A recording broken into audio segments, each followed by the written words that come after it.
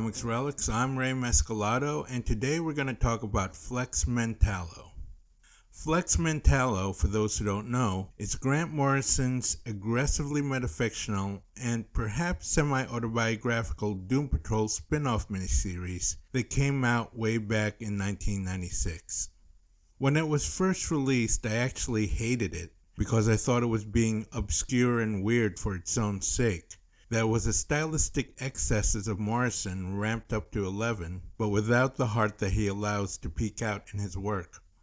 It really didn't help that Frank Quitely, the artist on Flex Mentallo and Morrison's best collaborator, has a special gift for depicting grotesque people and situations in a deeply disturbing way.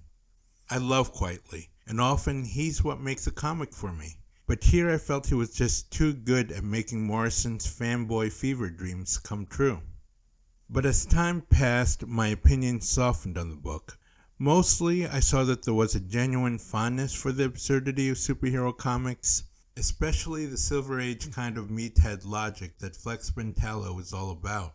It took me a while to see that it wasn't just ridiculing the genre, but using that specific ridiculousness of the Silver Age to give it a strange kind of pathos, a surreal poetry that can fascinate us when we are young and which holds residual power to this day for many of us. We may look back and laugh at the silliness of these old comics, but we also can still retain the wonder and awe of when we first encountered it. It's a tether to an earlier time in our lives when we could be impressed easily and believe in absurd ideas and values, when cynicism wasn't so poisonous and prevalent in our worldview. Because inevitably the world will grind you down, it will make you cynical. So it isn't only about nostalgia in this comic, it's also a chance to tap into a more hopeful and redemptive view of the world that growing into adulthood seems to have buried. So I understood this on an intellectual level. I could better respect Morrison's intentions with Flex Mentallo, and of course Frank Quitely's art is compelling under any circumstance. Also, I grudgingly grew to admit that the metafictive weave of the story actually worked really well. When I first read it, I thought it was sloppy and without a point, just throwing a bunch of random plot elements together and claiming that they fit. I love postmodern literature, and it's clear Morrison does too, but I don't like when it's invoked poorly in other media. Rereading Flex, though, I was more open to the nuances that make the most disjointed part of the stories resonate with each other, the way certain motifs build upon each other in unexpected ways. I was warming up to the comic in general, so I was more receptive to what Morrison was crafting with great subtlety and attention to detail. I understood the value of the miniseries better, and I saw how it was an important connective work in Morrison's career, a bridge between his more straightforward superhero comics and the more experimental surreal stories that was also his strength.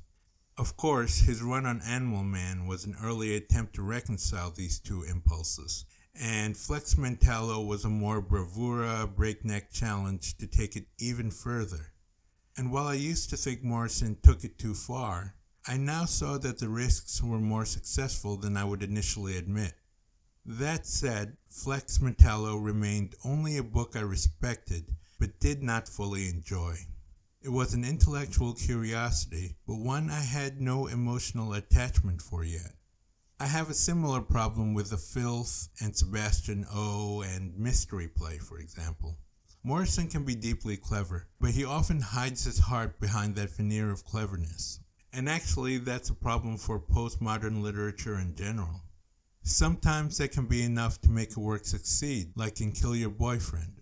Other times he does open up, and it's shattering and poignant and stays with you forever, like his last issues of Animal Man and Doom Patrol, or the Arcadia arc of Invisibles. And for all the childhood memories and broken street life melodrama in this comic, I just wasn't feeling it in Flex. And that changed with my most recent reread of the comic. I borrowed the collected edition on Hoopla Digital a few days ago, not having read Flex in many years, and I finally felt its power. Wally Sage sitting in an alley talking to a stranger, or maybe not a stranger, about his life and perhaps ending it, rambling incoherently or so it seemed, and trying to make sense of himself and the world around him. All that finally made sense to me now. I understood vividly where that narrative voice came from, how realistic it actually is. I used to think it was the most self-indulgent part of the comic, but now I saw it for more, a lot more. And as a result, I understood intimately just how important it was for Wally to reach out, to seek help, and to find a tether to living through the comic books of his childhood. In a very real way, Flex Mentallo is a manifesto on how comic books, or really whatever you have in your life that makes you happy, that brings you back to some of your most irrational and exuberant innocence, how any of that can save your life, can give your life meaning when all other meaning seems to have left you behind. I understood this was a message of the comic on a basic level when I first read it. That message grew more persuasive as the craft of the comic book became more obvious on rereadings. But only with this most recent reading did I see the passion and conviction that Morrison and Quietly brought to it. That was a cry for help and a cri de coeur and a strident manifesto all at once. Comic books can save your life, but only if you keep it in your heart enough, if you hold its dreams and logic and magic enough that you can still believe in what it can do for you. And not just comic books as objects or stories, but also the community that grows out of a shared love of comic books. There have been times recently when my daughter was the last real support in my life, when things have been falling apart and the center cannot hold. But I also found solace on the internet of all places. Not in Twitter or Facebook or any of that, but in small Discord groups that I found. So there was my daughter, who's my rock and my pride and my joy. But there were also online communities where I felt safe and welcome and allowed to be myself. One of those Discord groups are writers who share their struggles and encourage each other through writing sprints and other events. I love this group so much, and their leader is an inspiration. But the other online community I've become strongly attached to is one dedicated to comic books, appreciating both the latest titles, which I confess I don't follow, and older comics from decades back, which is what I'm attached to. Within that larger community, there's a mini book club. We get together every week to spend an hour or two discussing a mutually agreed upon title, and it's a lot of fun. So yeah, it's a bunch of comic fans on the internet talking about Walt Simonson's Manhunter or Gene Colan's Doom of Dracula, and it may seem frivolous to outsiders, but it actually has meant a great deal to me.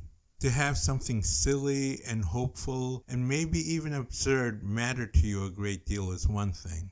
But to find others who agree with you and find this silly, hopeful, absurd thing is indeed valuable and that we can bond over this, it's life-affirming in a very geeky way.